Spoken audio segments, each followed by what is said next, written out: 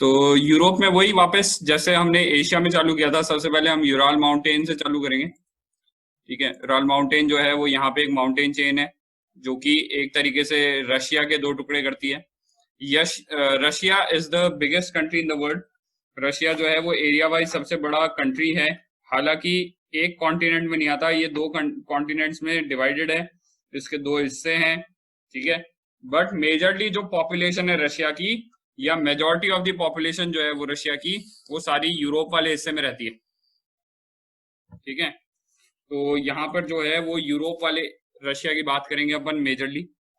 अब यहाँ पर इस रीजन में, या इस रीजन को डिवाइड करता है यूराल माउंटेन। यूराल माउंटेन से फिर हम साउथ की तरफ जाएंगे तो कैस्पियन सी आ जाएगा। कैस्पियन सी से फिर यहाँ पे वही वापस कॉकेसस माउंटेन चेन। अब यहाँ कॉकेसस माउंटेन में जो चीज अपने को ध्यान रखनी है वो अपने को यहाँ पे मिलेगी, एक माउंटेन पीक जिसका नाम दे रखा होगा एल्ब्रस माउंटेन, माउंट एल्ब्रस।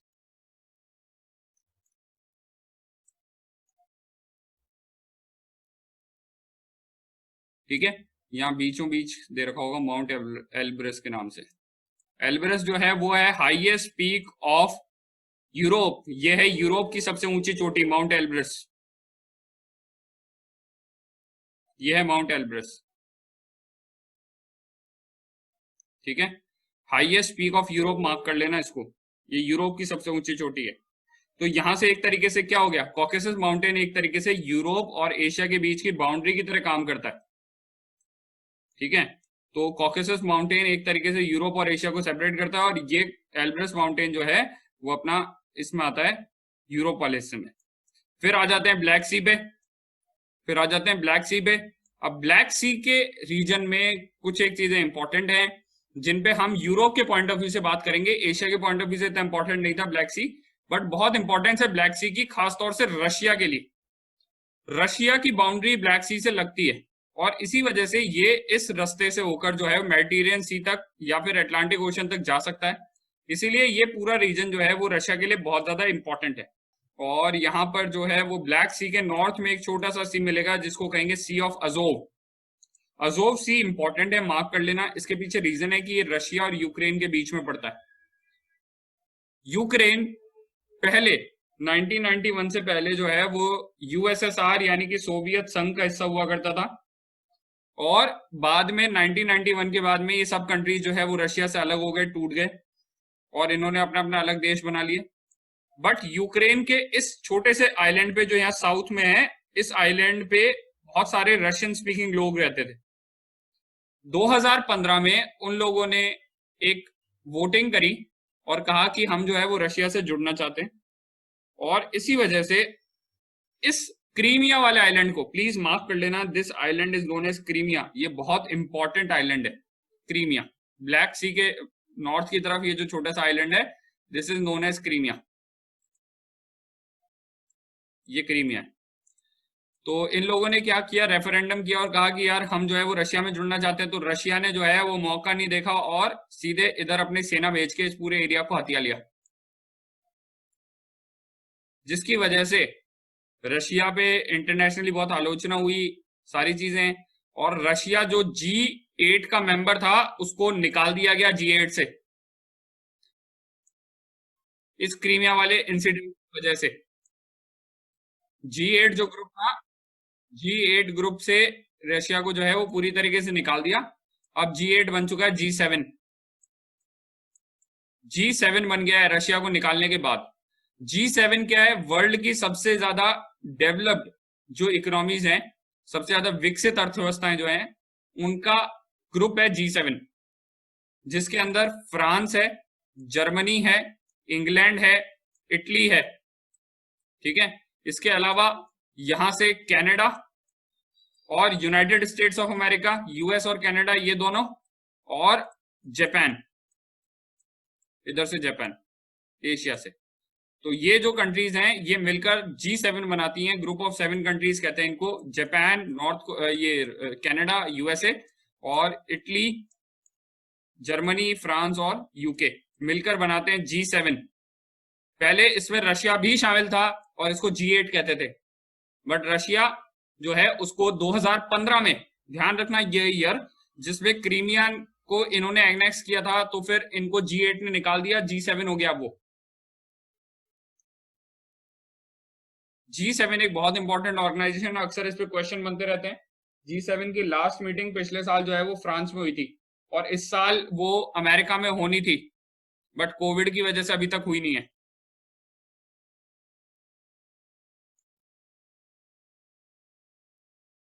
ठीक है, इस तरीके से ये ऑर्गेनाइजेशन G7। इसी तरीके से एक इंपॉर्टेंट ऑर्गेनाइजेशन है G20, जो भी अक्सर न्यूज में चलता रहता है। G20 के अंदर वर्ल्ड की सबसे बड़ी 20 जो इकोनॉमीज हैं वो आती हैं। वर्ल्ड की सबसे बड़ी 20 अर्थव्यवस्थाएं, इकोनॉमीज जो हैं वो इसमें शामिल है। इसमें इस साल जो हेड है वो है सऊदी अरेबिया। G20 का इस साल का हेड है सऊदी अरेबिया। इस साल की सारी मीटिंग सऊदी अरेबिया की हेड में हो रही है G20 की, जो करंट में अक्सर न्यूज में रहता रहा है। इंडिया है पार्ट G20 का, पाकिस्तान वगैरह इसका पार्ट नहीं है। इंडिया का कोई भी पड़ोसी देश जो है वो G20 का हिस्सा नहीं है, G20 का पार्ट नहीं है। इंडिया अकेला G20 मेंबर है साउथ एशिया से। ठीक है, तो इस तरीके से जो है वो G7 और G20 अक्सर न्यूज में रहते हैं। इसके अलावा एक और ऑर्गेनाइजेशन जिसके बारे में हम अक्सर सुनते हैं वो है G4, group of 4 countries. G4 क्या है? पॉलिटिकल ऑर्गेनाइजेशन है, जिसमें ये 4 कंट्रीज जो G4 का हिस्सा है, G4 कंट्रीज एक दूसरे का समर्थन करते हैं यूनाइटेड नेशन परमानेंट मेंबरशिप के लिए। G4 countries are for United Nations permanent membership. तो G4 के अंदर शामिल है जर्मनी, इंडिया, G4 में जापान और ब्राजील। ये G4 का हिस्सा है। तो ये है G4, G7 और G20, 3 ऑर्गेनाइजेशन है। G7 और G20 दोनों economic organisation. G4 United Nation security council reform organisation. तो ये जगह जो है, जिस जगह से हम यहाँ पे शुरू हुए थे उस जगह पे वापस जाके देखेंगे तो यहाँ पर जो है वो सी ऑफ अजोव बहुत इंपॉर्टेंट है, और ब्लैक सी इंपॉर्टेंट है, क्रीमियन आइलैंड इंपॉर्टेंट है। कई बार एग्जाम में ऐसे क्वेश्चन आ चुके हैं, यूपीएससी इस तरीके से पूछ लेती है, क्रीमिया दे दिया, मैच द फॉलोइंग पूछ रहे हैं कौन सी कंट्री में, है ना। तो आपको ध्यान होना चाहिए कि ये जो है वो यूक्रेन का हिस्सा है, बट रशिया ने इसको अभी कैप्चर कर रखा है। अब यहाँ पर एक छोटा सा स्ट्रेट आएगा जिसको कर्च स्ट्रेट बोला जाता है, KERCH, कर्च स्ट्रेट, जो कि सी ऑफ अजोव को जोड़ता है ब्लैक सी से। अभी लास्ट ईयर जब रशिया की बाकी सब कंट्रीज के साथ में थोड़ी बहुत अनबन हुई थी, यहाँ पे टर्की वगैरह में, सीरिया वगैरह में अटैक्स वगैरह को लेकर, जब ISIS के खिलाफ ये लोग लड़ रहे थे, उस टाइम पे कर्च स्ट्रेट में जो है वो रशिया ने अपने शिप्स को तैनात कर दिया था, और उस टाइम पे ये बहुत ज्यादा न्यूज में चला था। तो कर्च स्ट्रेट भी एक इंपॉर्टेंट स्ट्रेट वाटर बॉडी है जो सी ऑफ अजोव को जोड़ता है ब्लैक सी से।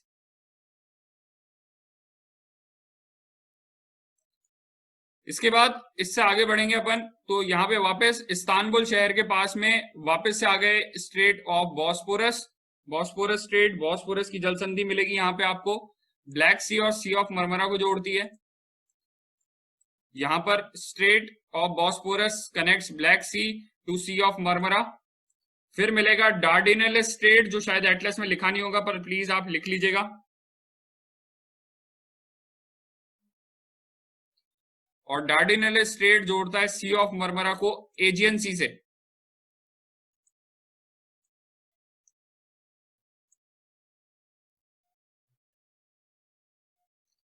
वापस जब हम यहाँ पर आ गए हैं तो फिर मैं बात करूंगा टर्की और ग्रीस की राइवलरी की, इस रीजन के अंदर आइलैंड्स को लेकर, और इस रीजन के अंदर जो एरिया है वहां पर जो ऑयल एक्सप्लोरेशन है, नेचुरल गैस के रिजर्व्स हैं, इस वजह से इस पूरे आइलैंड एरिया को लेकर जो है वो इन दोनों कंट्रीज के बीच में कि कौन जो है वो इसके अंदर से गैस निकाल सकता है वगैरह, इसको लेकर जो है वो लड़ाई चलती रहती है। तो आपको थोड़ा सा आइडिया होना चाहिए कि ये दोनों के बीच में यहाँ पर जो एजेंसी है इसमें थोड़ा सा डिस्प्यूटेड एरिया आता है। ठीक है, एजेंसी के बाद में यहाँ छोटे मोटे और भी दे रखे हैं सी, बट इतना इंपॉर्टेंट नहीं है, तो इन सबको हम छोड़ेंगे, इन पे हम इतना ध्यान नहीं देंगे, और हम जो है वो आगे चले जाएंगे। यहाँ पे साउथ में एक आइलैंड है, ये छोटा सा आइलैंड जो दे रखा है, इस आइलैंड को मार्क कर लेना, इसको क्रेट आइलैंड लिखा होगा। दिस इज क्रेट आइलैंड, ये ग्रीस का आइलैंड है। हाँ साउथ में, यहाँ पर मेडिटेरियन। क्रेट आइलैंड के बाद में इधर चलेंगे हम तो हमें मिलेगा आयोनियन सी, सॉरी आयोनियन सी, आयोनियन सी। ठीक है, आयोनियन सी इंपॉर्टेंट है, ये इटली के जूते के बिल्कुल नीचे है। और इससे ऊपर चलेंगे तो एड्रियाटिक सी मिलेगा, ये वाला जो है इसको कहते हैं एड्रियाटिक सी। एड्रियाटिक सी इटली के बगल में, एड्रियाटिक सी। ठीक है, एड्रियाटिक सी से आगे निकलेंगे तो यहां पर दो तीन छोटे मोटे से आइलैंड है इटली के अंदर, जिसमें से ये आइलैंड बहुत इंपॉर्टेंट है। इस आइलैंड को जो है वो सिसिलिया बोला जाता है, या सिसिली का आइलैंड बोला जाता है, आइलैंड ऑफ सिसिली। इटली के जूते के बिल्कुल नोक पे जो आइलैंड है, this is known as the island of Sicily, Sicily island.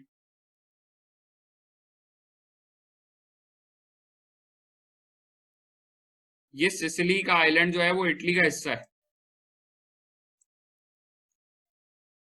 Sardinia अगला आइलैंड है इसी के पास में, सार्डिनिया का आइलैंड।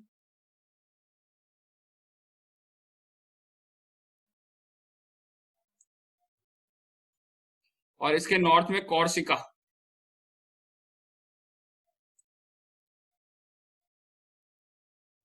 तो अभी तक हमने 4 आइलैंड देखे हैं। यहाँ पे क्रेट आइलैंड था, क्रेट आइलैंड के बाद ये सिसिली आइलैंड था, सिसिली के बाद में सार्डिनिया था, और सार्डिनिया के ऊपर में फिर जो है वो आपका यहाँ पे ये कॉर्सिका। ओके, इसके बाद में इससे आगे बढ़ेंगे अपन तो अपने को यहाँ पे फ्रांस के साउथ में एक छोटा सा बे मिलेगा, गल्फ ऑफ यहाँ पे जो है गल्फ ऑफ लायंस लिखा होगा इसको।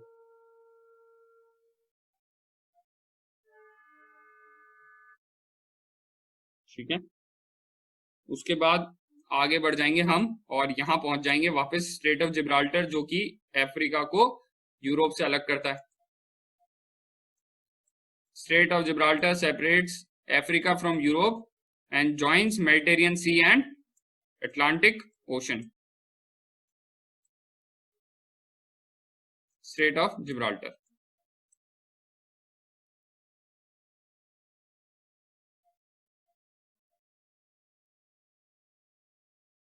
ठीक है, अब इससे नॉर्थ की तरफ जाएंगे तो पोर्चुगल और फ्रांस के बीच, सॉरी पोर्चुगल के पास में से घूमकर इधर तो स्पेन और फ्रांस के बीच में एक है बे ऑफ बिस्के। ये Bay of Biscay,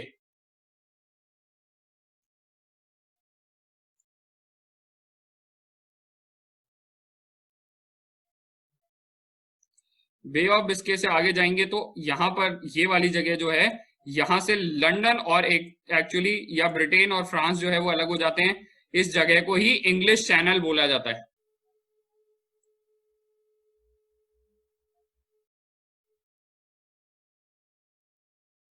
English channel से आगे जाने पर ये जो इलाका है, जो बहुत ही पतला सा एरिया है, जो इंग्लिश चैनल से आगे जाने पर है, ये वाला एरिया जो है इसको डोवर स्ट्रेट बोलते हैं।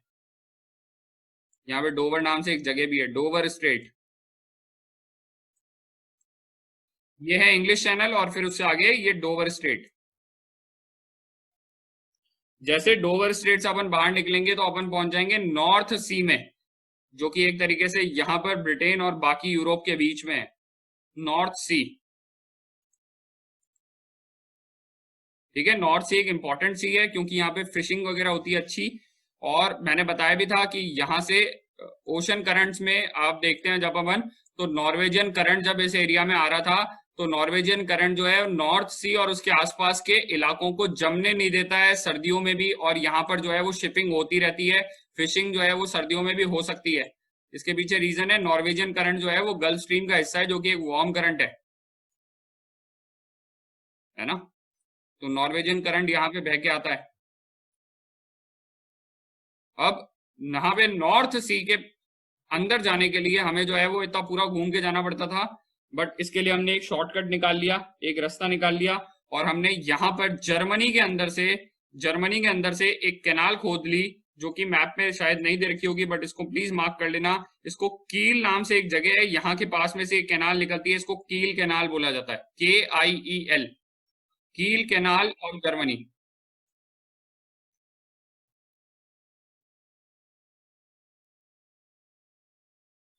ये यहाँ पर है, नॉर्थ सी के पास में, नॉर्थ सी के यहाँ पर इस जगह पे जहां पे यूरोप और डेनमार्क जुड़े हुए हैं, इस वाली जगह जर्मनी के अंदर एक छोटा सा नहर दे रखी होगी, नीले कलर की लाइन दे रखी होगी जिसमें कील लिखा होगा, KIEL।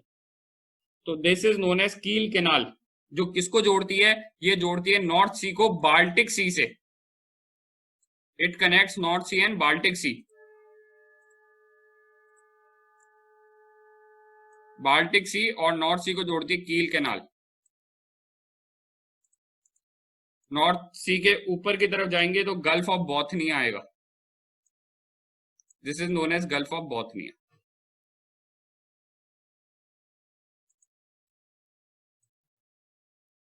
ये Gulf of Bothnia, Baltic Sea इसके साउथ की तरफ, यहां पे, ठीक है। तो ये है आपके यूरोप की वाटर बॉडीज मेनली।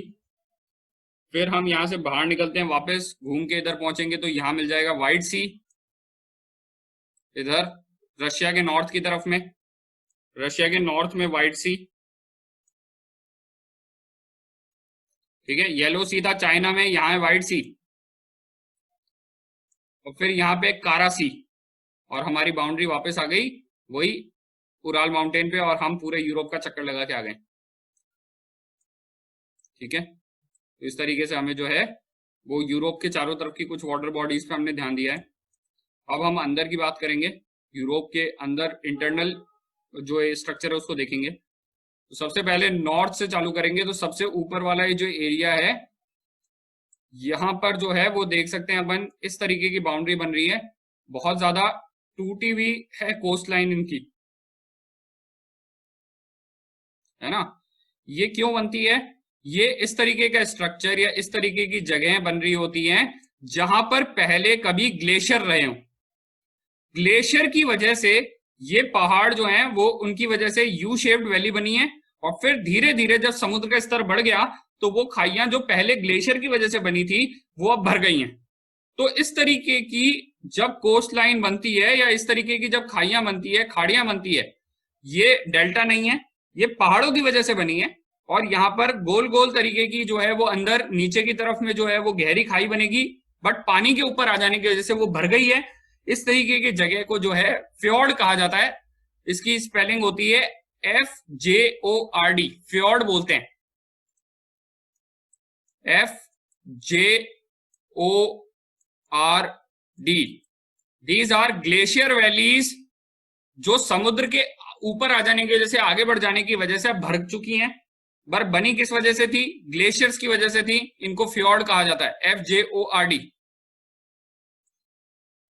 फ्योर्ड जो है वो इस पूरे रीजन के अंदर बहुत सारी पाई जाती हैं। दिस पूरे रीजन में, इस पूरे एरिया में ही फ्योर्ड मिलेंगे आपको बहुत सारे।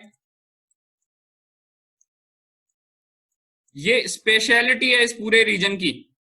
यहां पर इसी वजह से, क्योंकि पहले के टाइम पे, यानी कि जो लास्ट आइस एज थी, जब पूरी पृथ्वी पे ज्यादातर एरियाज में बर्फ जमी हुई थी, उस टाइम से यहाँ पर जो है वो इस एरिया में पूरे में जो है वो आइस शील्ड थी, और उसके ग्लेशियर्स की वजह से यहाँ पर जो है वो इस तरीके की लैंडस्केप बनती है जहां पर पत्थरों को या पहाड़ों को काट काट के इस तरीके की खैरी खैरी खाइयां जो है वो देखने को मिलती है अपने को।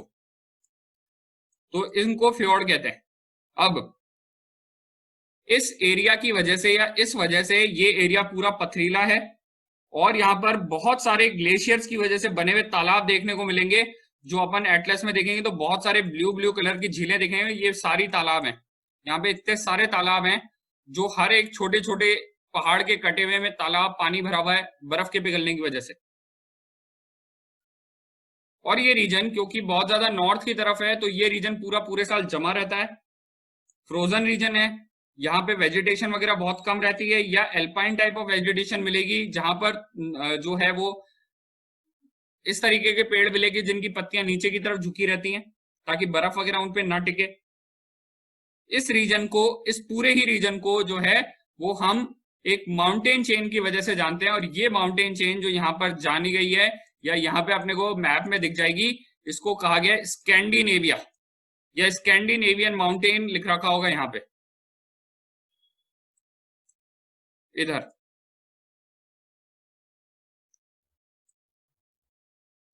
तो स्कैंडिनेवियन माउंटेन होने की वजह से इस पूरे एरिया को जो है वो स्कैंडिनेविया भी बोला जाता है। स्कैंडिनेवियन कंट्रीज में 4 कंट्रीज आते हैं, नॉर्वे, स्वीडन, फिनलैंड और डेनमार्क।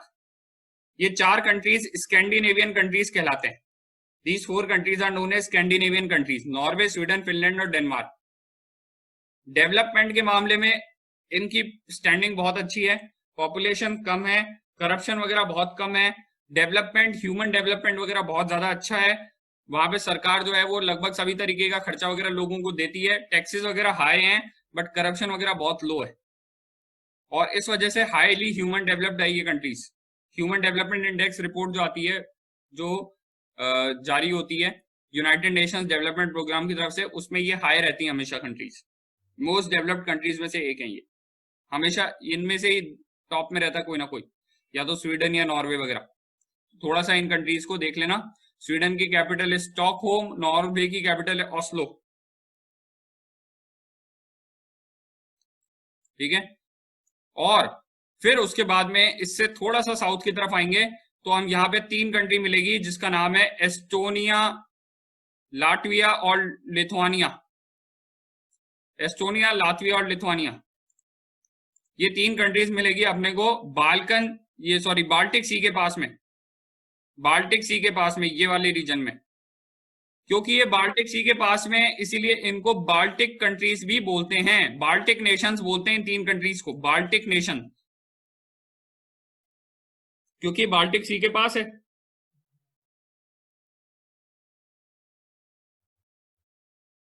ठीक है, और फिर उसके बाद में बाल्टिक कंट्रीज से साउथ की तरफ जाएंगे, या साउथ में एक छोटा सा एरिया है जो रशिया का एरिया है, ये रशिया ही है यहां पर इस वाले रीजन में, लिथुआनिया के बिल्कुल पास में छोटा सा रशिया दे रखा होगा, ये रशिया का हिस्सा है। क्योंकि पहले ये सारे कंट्रीज जो थे, कौन कौन से, ये सारे बाल्टिक कंट्रीज, बेलारूस और यूक्रेन, ये सारे कंट्रीज जो थे वो किसका हिस्सा थे, पहले यूएसएसआर, सोवियत संघ का हिस्सा थे। तो जब ये अलग हुए तो ये सब तो अलग कंट्रीज बन गए, बट इतना सा एरिया जो है वो रशिया के कंट्रोल में रह गया। तो रशिया का ही हिस्सा है इधर की तरफ में।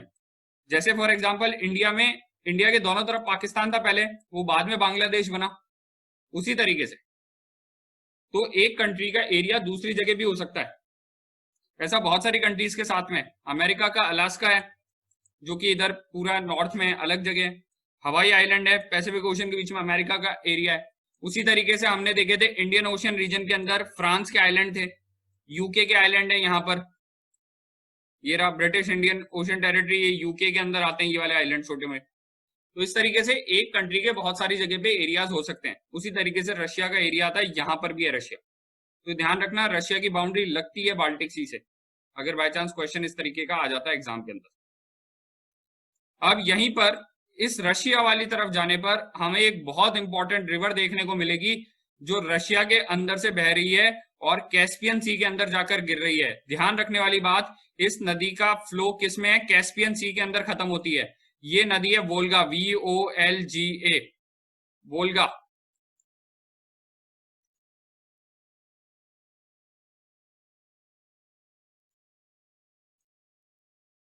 Volga is the longest river of Europe. Volga जो है वो यूरोप की सबसे लंबी नदी है।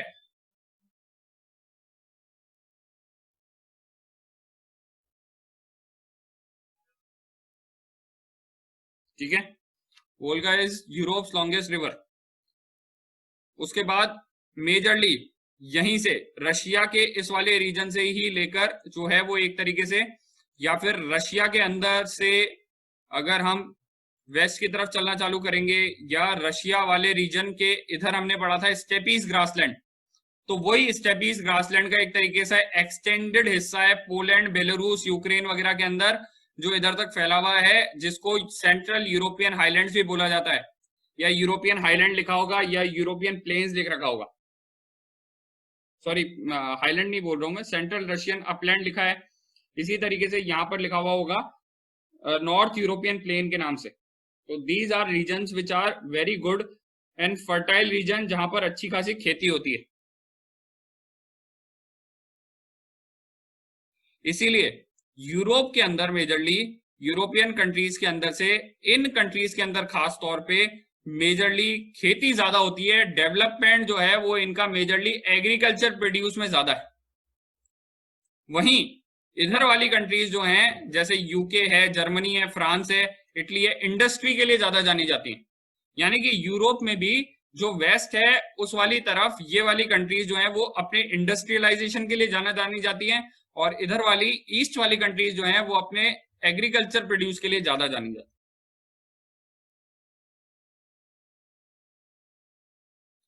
ठीक है, अब यहां पर साउथ की तरफ जाएंगे तो यहां पर हमें जो है वो 2-3 कंट्रीज मिलेंगी, जैसे रोमानिया, मोल्डोवा, बुल्गारिया। अब मैं ये सजेस्ट नहीं कर सकता कि यार ये सभी कंट्रीज की बाउंड्री याद रख लेना, बट जो कंट्रीज न्यूज में रहती हैं उनका थोड़ा सा ध्यान रखना जरूरी होता है। तो इसीलिए मैं यहाँ पर दो छोटी स्पेसिफिक कंट्रीज की बात करूंगा। ग्रीस के नॉर्थ की तरफ में दो छोटी छोटी सी कंट्री है, एक का नाम दे रखा है कसोवो, यहां पर ऐसे दिखा रखी है कसोवो। ठीक है, बहुत छोटी सी कंट्री है। और दूसरी कंट्री दिखा रखी होती है मैसेडोनिया, जो इसी के बगल में है यहां पर। दोनों की बाउंड्री समुद्र से नहीं लग रही है, पहली चीज तो ध्यान रखने वाली ये हो गई। कोसोवो जो है वो अभी हाल ही में आजाद हुआ है, थोड़े दिन पहले इन्होंने अपने आप को आजाद घोषित किया है। हालांकि कई कंट्रीज इसको अभी भी आजाद घोषित नहीं मानते हैं। ठीक है, Kosovo is one of the newest country in the world, सबसे नई कंट्रीज में से एक है। इन्होंने नॉर्थ में सर्बिया नाम से कंट्री दे रखी होगी, सर्बिया से अपने आप को अलग माना है, सर्बिया से अलग हुए हैं ये, सर्बिया यहाँ पे, दिस इज सर्बिया। और वहीं ये मैसेडोनिया जो लिखा हुआ है, इन्होंने अभी हाल ही में अपना नाम चेंज किया है, इन्होंने अपना नाम कर दिया नॉर्थ मैसेडोनिया। मैसेडोनिया ने अपना नाम बदल के कर दिया नॉर्थ मैसेडोनिया।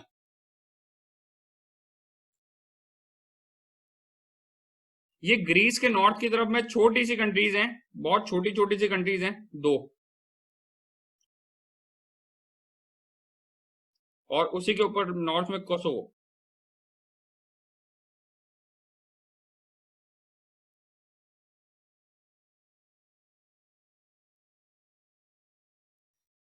ये दोनों ही न्यूज में रहती हैं, तो इसलिए थोड़ा सा इनको ध्यान रखना, खासतौर से नॉर्थ मैसेडोनिया थोड़े दिन पहले इन्होंने अपना नाम बदला है, क्योंकि इनके और ग्रीस के बीच में विवाद हो गया था, डिस्प्यूट हो गया था।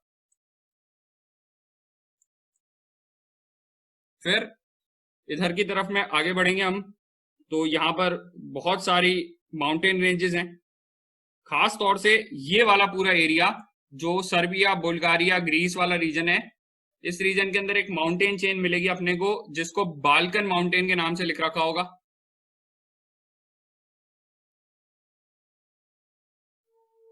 Balkan mountain, BALKN, Balkan mountains, यहां पे।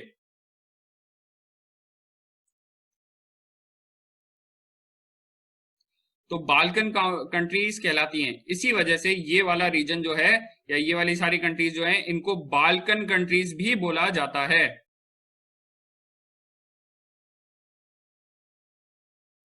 ठीक है, तो बाल्कन कंट्रीज की बात करेंगे तो इस रीजन की बात करेंगे हम, बाल्टिक कंट्रीज की बात करेंगे तो इस रीजन की बात करेंगे, स्कैंडिनेवियन कंट्रीज की बात करेंगे तो इसकी। ठीक है, तो ये है बाल्कन। अब इसी वजह से, क्योंकि यहां पर बहुत सारे छोटे छोटे देश बन गए टूट के, तो इसीलिए इंग्लिश में एक शब्द आ गया जिसको बाल्कनाइजेशन कहा जाता है। अगर बाल्कनाइजेशन शब्द इस्तेमाल किया तो इसका मतलब होता है टूट होना, छोटे छोटे हिस्सों में टूट जाना, बिखर जाना, बाल्कनाइजेशन ऑफ कंट्री। तो वो इसलिए हुआ क्योंकि यहाँ पर ये बहुत सारी, एक बड़ा एम्पायर हुआ करता था जिसको ऑस्ट्रियो हंगरियन एम्पायर बोलते थे। ऑस्ट्रियो हंगरियन एम्पायर के टुकड़े हुए और वो आगे जाकर धीरे धीरे छोटे छोटे स्टेट्स में बढ़ गया।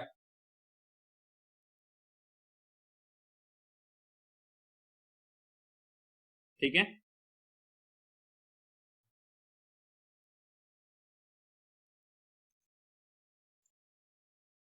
अब इधर से नॉर्थ की तरफ जाएंगे अपन तो अपने को एक माउंटेन चेन और मिलेगी जो कि इटली के नॉर्थ में है, यहाँ पर स्विट्जरलैंड की बाउंड्री पे, इटली और स्विट्जरलैंड के बीच में। इसको दे रखा होगा Alps, ALPS, Alps. Alps mountain range यहां पर देखने को मिलेगी।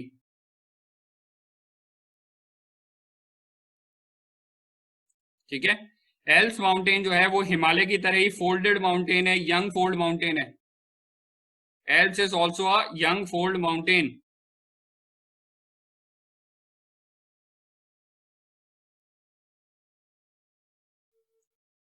Alps are young fold mountain, please remember this.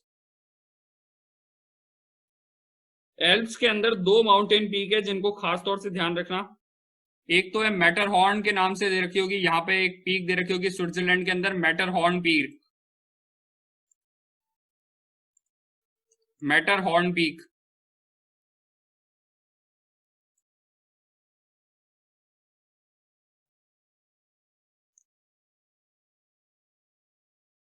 थोड़े दिन पहले मैटरहॉर्न पीक पे इंडिया का झंडे की फोटो फ्लैश की गई थी या दिखाई गई थी, न्यूज में बहुत ज्यादा आया था, तो ये पूछा जा सकता है।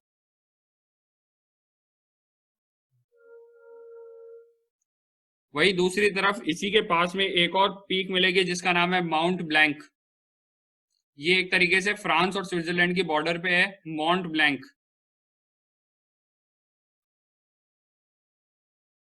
माउंट ब्लैंक जो है वो बहुत ही इंपॉर्टेंट पीक है क्योंकि वो एल्प्स की सबसे ऊंची चोटी है। यूरोप की तो एल्ब्रुस थी, ये पूरे एल्प्स की सबसे ऊंची चोटी है। ठीक है, अच्छा इसके बाद में एल्प्स के नॉर्थ की तरफ में अपने को मिलेगा जूरा माउंटेन। एल्प्स के नॉर्थ में यहां मिलेगा जूरा mountain.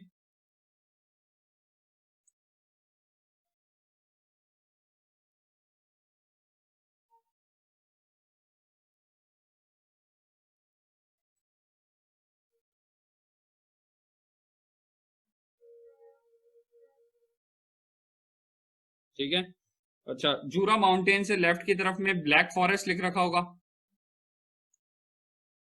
Black forest. Black forest एक ब्लॉक माउंटेन है।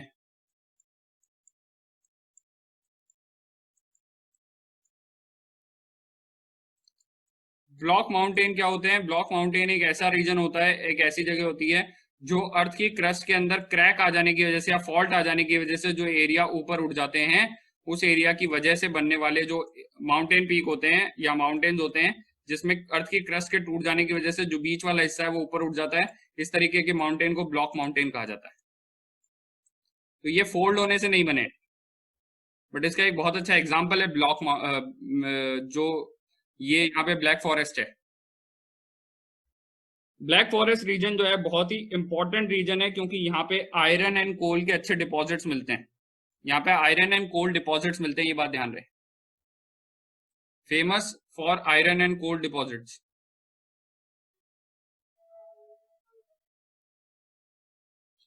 ठीक है, उसके बाद में यहां से नॉर्थ की तरफ में एक नदी निकल रही होती है, इसी एरिया में से नॉर्थ में एक नदी निकल रही होती है जिसका नाम है राइन रिवर। ये नॉर्थ सी में जाकर गिरती है, राइन रिवर।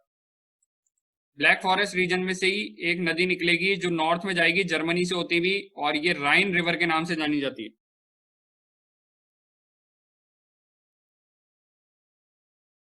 ब्लैक फॉरेस्ट के पास में से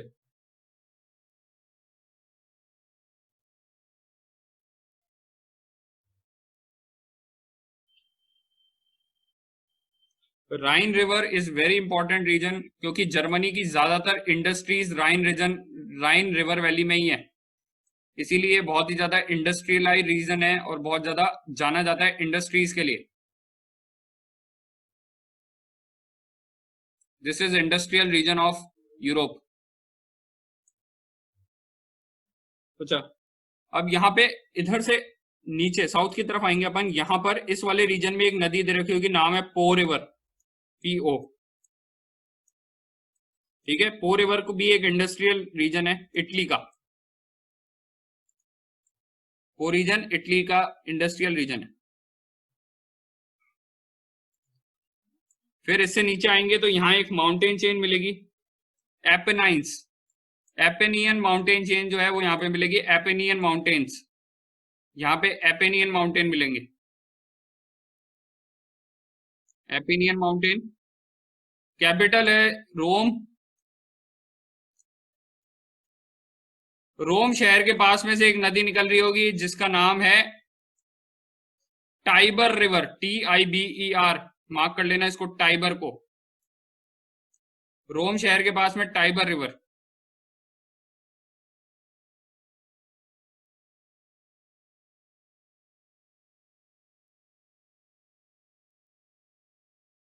ठीक है, अब क्योंकि टाइबर रिवर रोम शहर के पास में, रोम शहर टाइबर नदी के किनारे।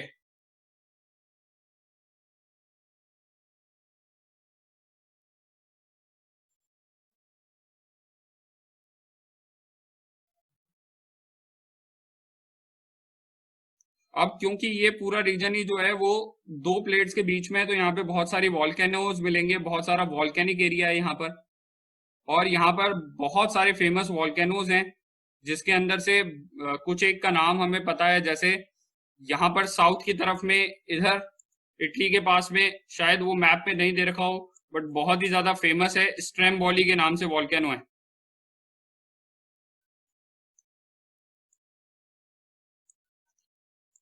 ये एक एक्टिव वॉल्केनो है, ये अक्सर जलता रहता है। और स्ट्रेम्बोली इज फेमस वॉल्केनो क्योंकि इसको एक नाम दिया हुआ है, इसको एक उपनाम दिया हुआ है, बहुत फेमस नाम है, lighthouse of the Mediterranean. Lighthouse of the Mediterranean के नाम से जाना जाता है Stromboli. This is an active volcano. जब ये इमेज ली गई थी तब भी इसके अंदर से जो है वो धुआं निकल रहा था, यहाँ पे देख सकते हैं इमेज में। Stromboli volcano is an active volcano. इसी तरीके से माउंट एटना,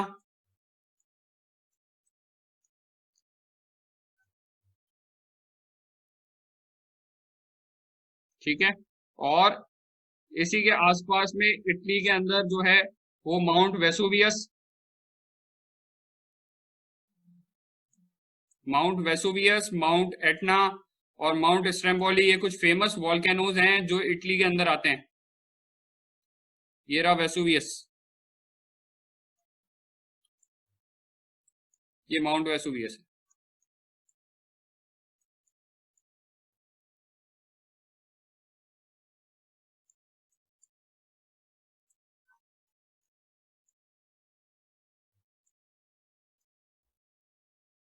ठीक है, तो यहाँ पर इस रीजन में बहुत सारे वॉल्केनोज जो हैं वो हमें देखने को मिलते हैं। रीजन बीइंग क्योंकि ये दो प्लेट्स के बीच में, ये पूरा रीजन कौन सी दो प्लेट्स के बीच में, अफ्रीकन प्लेट और यूरोपियन प्लेट के बीच में, या यूरेशियन प्लेट के बीच में। ठीक है, इसके बाद में अब फ्रांस की तरफ बढ़ेंगे। तो फ्रांस के अंदर एक इंपॉर्टेंट रिवर है जिसका नाम है सीन रिवर। पेरिस जो है फ्रांस की कैपिटल है, पेरिस। पेरिस जो है वो किस नदी के किनारे पर है? सीन रिवर के किनारे पर है, ऐसा ही यानी सीन।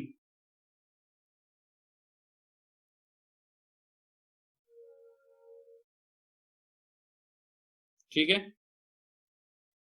और फिर उसके बाद में यहां फ्रांस और स्पेन की बॉर्डर पे, फ्रांस और स्पेन की बॉर्डर पे इस वाले रीजन के अंदर एक और माउंटेन चेन मिलेगी हमें, जिसको पायरीन्स के नाम से जाना जाता है, PYRENNES।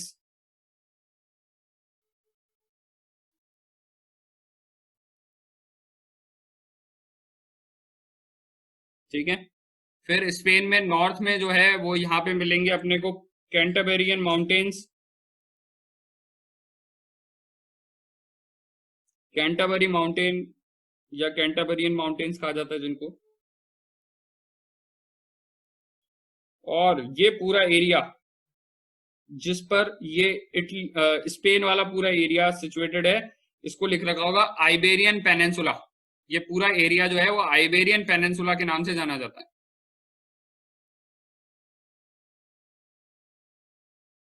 Iberian peninsula.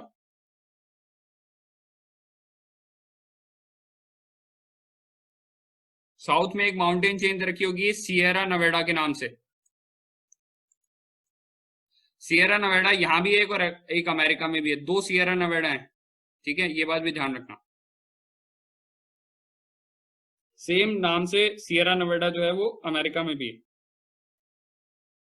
लास्ट एक रिवर जो है हमें मार्क करनी है वो है यहीं से ब्लैक माउंटेन वाले रीजन से या ब्लैक फॉरेस्ट वाले रीजन में से निकल रही होगी एक नदी जिसका नाम दे रखा होगा डन्यूब।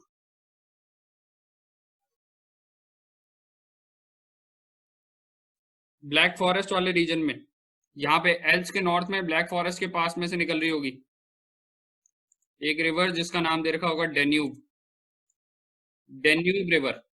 डेन्यूब रिवर बहुत इंपॉर्टेंट रिवर है क्योंकि वो यहाँ से बहुत सारे कंट्रीज के अंदर से होकर गुजरती है, जिसमें बुडापेस्ट जो कि इधर हंगरी की कैपिटल है, बुडापेस्ट के बाद में फिर यहाँ पर बेलग्रेड, ठीक है, सर्बिया की कैपिटल, और फिर इधर से बुकारेस्ट जो रोमानिया की कैपिटल है, इन सब के बाद में होकर जो है वो ब्लैक सी में जाती है। तो खास तौर से ध्यान रख लेना, डेन्यूब जो है वो निकलती कहाँ से है? ब्लैक फॉरेस्ट से, और जाकर कहाँ गिरती है? ब्लैक सी में। निकलती ब्लैक फॉरेस्ट से, जाती ब्लैक सी। ठीक है।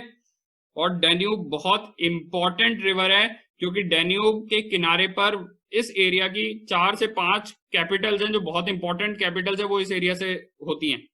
तो इसीलिए जो है वो ये एक बहुत इंपॉर्टेंट रिवर है डेन्यूब। ठीक है, ये हो गए यूरोप के अंदर के फिजिकल जो एस्पेक्ट्स हैं वो। यूरोप के अंदर फिजिकली इतना ही चीजें हैं जो ध्यान रखनी है।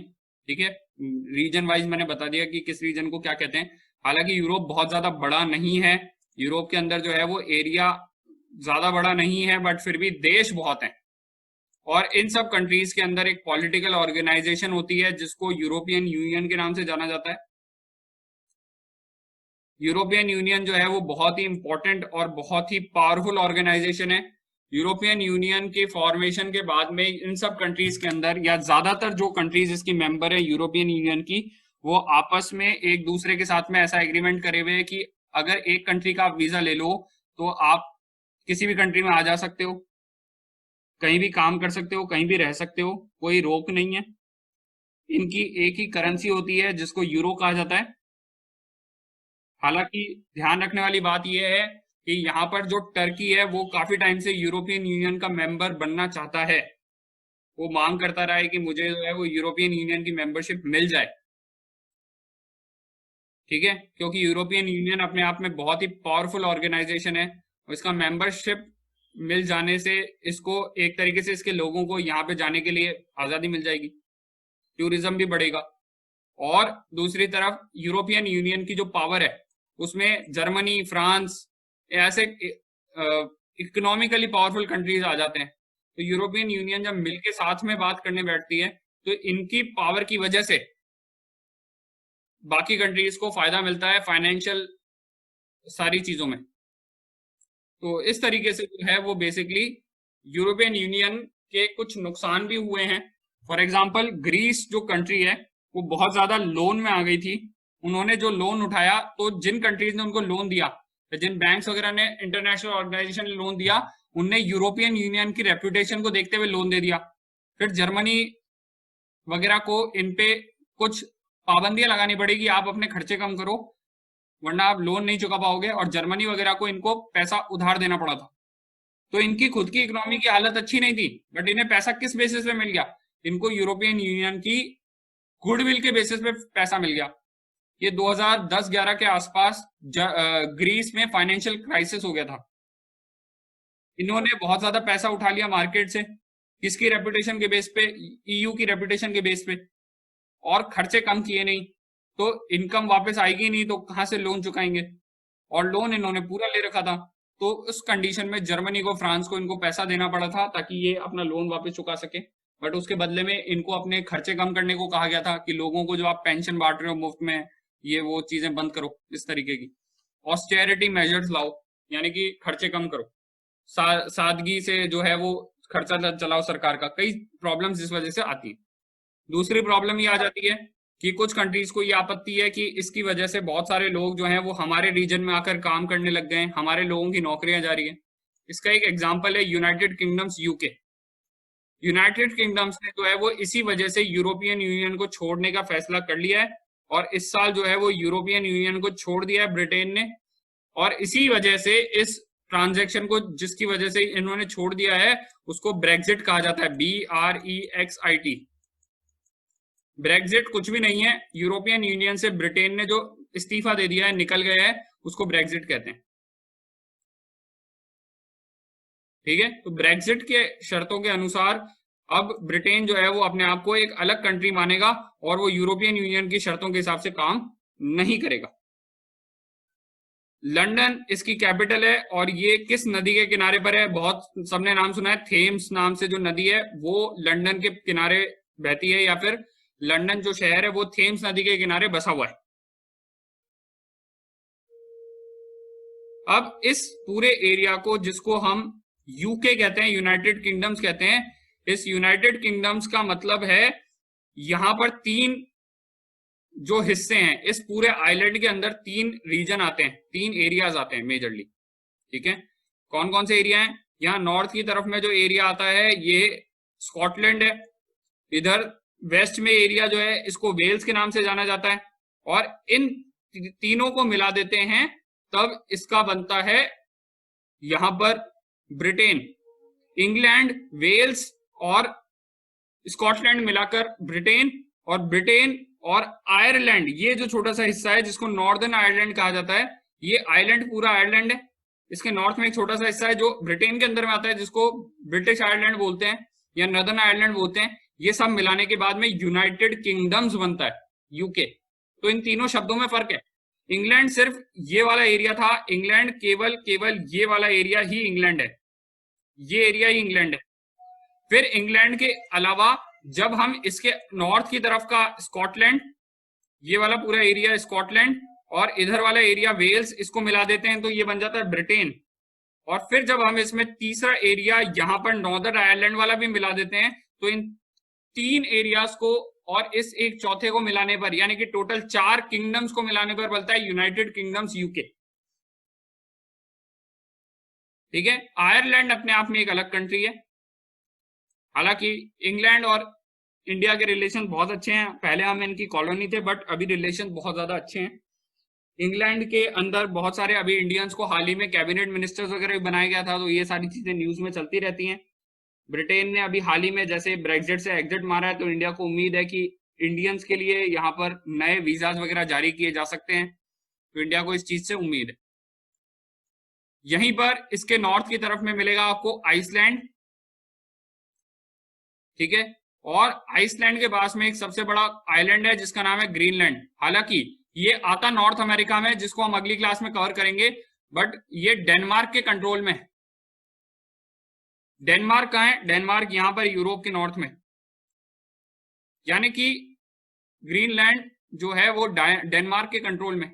अभी हाल ही में डेनमार्क ने इनको अपनी खुद की सरकार वगैरह चुनने की जो है वो इजाजत दे दी है, बट माना किस में जाएगा? यूरोपियन गवर्नमेंट का हिस्सा है, बट कॉन्टिनेंट वाइज अमेरिका में आता है।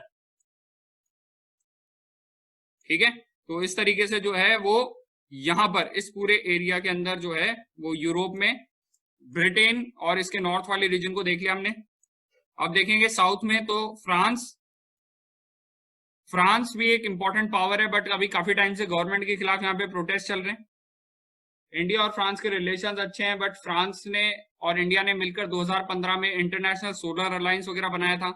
ठीक है, तो यहाँ पर फ्रांस, जर्मनी, ब्रिटेन, स्पेन, इन सभी कंट्रीज से लगभग हमारे रिलेशंस अच्छे रहे हैं हमेशा से। स्पेन के अंदर अगर हम बात करेंगे तो स्पेन के अंदर एक पर्टिकुलर चीज है जो थोड़ी सी ध्यान रखनी है। क्या है? स्पेन के अंदर ये वाला पर्टिकुलर रीजन जो इधर वाला एरिया आता है, जिसकी कैपिटल जो है वो बार्सिलोना है, इस एरिया की, इस पर्टिकुलर एरिया को मार्क कर लेना और इस एरिया का नाम लिख लेना। इस एरिया को कैटेलोनिया कहा जाता है। यहां पे शायद लिखा नहीं होगा बट इसको मार्क कर लेना, इसको कैटेलोनिया कहा जाता है। कैटेलोनिया जो है वो एक बहुत ही ज्यादा समृद्ध एरिया है। यहाँ पे जो है वो प्रॉस्पेरिटी अच्छी है और इस रीजन के अंदर जो कंट्रीज आते हैं या जो सॉरी इस रीजन में जो लोग आते हैं वो बहुत ज्यादा टैक्स पे करते हैं और स्पेन की जीडीपी का पूरा ज्यादा से ज्यादा हिस्सा कैटेलोनिया से आता है।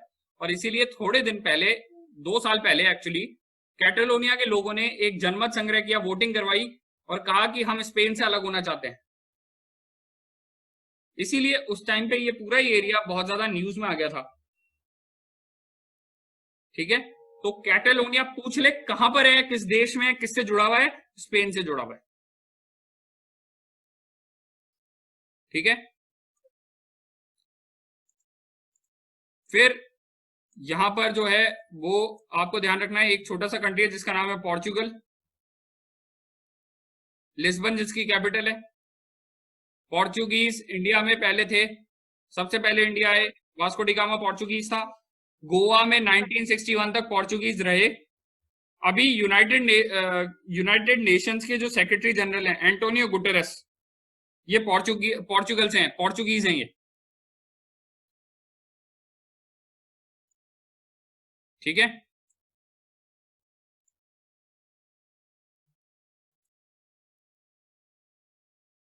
तो ये मेजरली यूरोप है।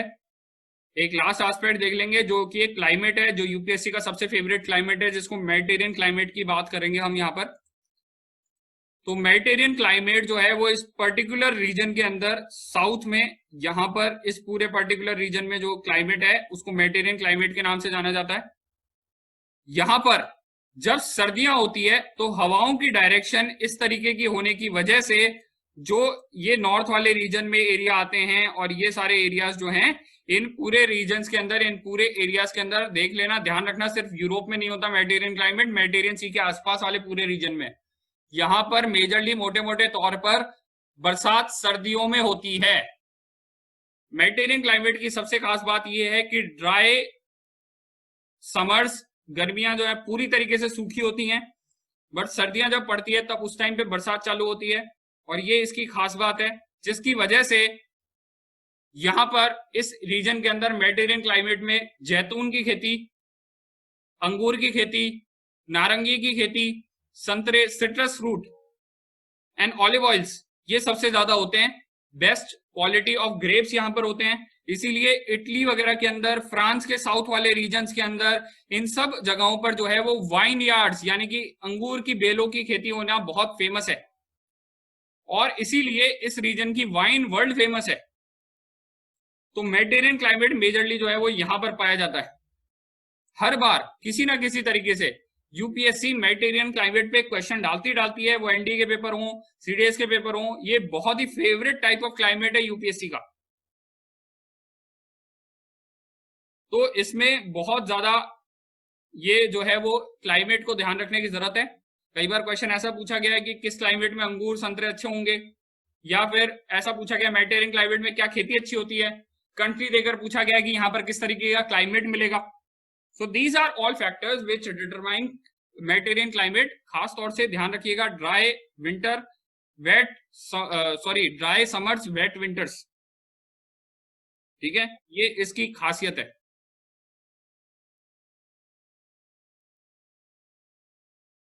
ठीक है, तो ये है आपका European continent. With this I am closing the European continent.